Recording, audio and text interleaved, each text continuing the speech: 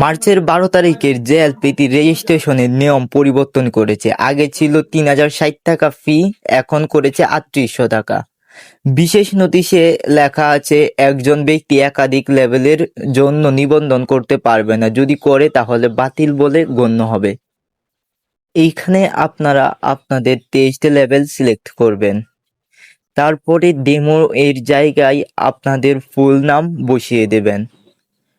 তারপরে আপনাদের একটি স্বচ্ছ মোবাইল নাম্বার এখানে বসিয়ে দেবেন, যেটা আপনারা সবসময় ব্যবহার করেন। তারপরে আপনাদের একটি স্বচ্ছ ইমেল অ্যাড্রেস এখানে বসিয়ে দেবেন। 2 নাম্বার পেজে এখানে আপনাদের ফাদার নেম বসিয়ে দেবেন। তারপরে এইখানে আপনাদের মাদার নেম বসিয়ে দেবেন। এইখানে আপনারা আপনাদের জন্মসাল বসিয়ে দেবেন, দিন, মাস, বছর। এইখানে আপনারা মেল ফিমেল বসিয়ে দেবেন।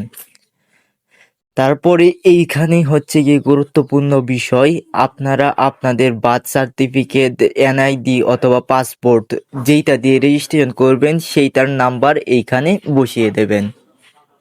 আগের পেজে আপনারা যে 3 নাম্বার দিয়েছেন বার্থ সার্টিফিকেট, এনআইডি বা পাসপোর্টের, এইটার ছবি এখানে আপলোড করবেন। মনে রাখবেন 100 কেবি এর নিচে। এইখানে আপনারা আপনাদের একটি ছবি আপলোড করবেন 300x300 পিক্সেলের, 100 কেবি এর নিচে। এইখানে আপনারা আপনাদের সিগনেচার বসিয়ে দেবেন 300x80 পিক্সেলের, 100 কেবি এর নিচে। এখানে আপনারা একটি পাসকোড বসিয়ে দেবেন 8 সংখ্যার।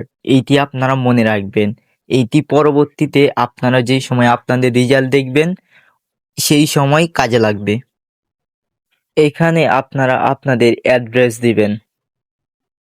এখানে সিটি সিলেক্ট করবেন আপনাদের, এবং এখানে কান্ট্রি সিলেক্ট করবেন।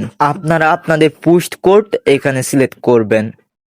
এইখানে আপনারা সবাই এসে ঘাবড়ে যান, এখানে ঘাবড়ে যাওয়ার কিছুই নেই। এইখানে আপনারা সিম্পলি 5 নাম্বারটা সিলেক্ট করে দেবেন।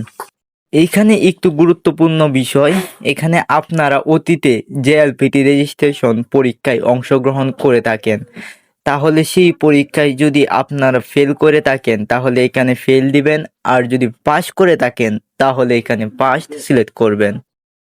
যদি আপনাদের কোনো তথ্য ভুল হয়ে থাকে তাহলে এডিট অপশনে গিয়ে আপনাদের তথ্যটি টিক করে ফেলবেন, আর যদি ভুল না হয়ে থাকে তাহলে কনফার্ম রেজিস্ট্রেশন এইখানে ক্লিক করে ফেলবেন। তারপরে পরবর্তী পেজে চলে যাবেন। এখন আপনি পেমেন্ট করে ফেললেই আপনার রেজিস্ট্রেশন কনফার্ম হয়ে যাবে। এখানে আপনি বিকাশ অপশনে গিয়ে আপনার যেই বিকাশ নাম্বারে 3800 টাকা আছে ওই নাম্বারটি এখানে বসিয়ে দেবেন। তারপরে একটি ওটিপি কোড আসবে, আপনি সিম্পলি ওই ওটিপি কোড এখানে বসিয়ে দেবেন, তাহলে আপনার রেজিস্ট্রেশন কনফার্ম হয়ে যাবে।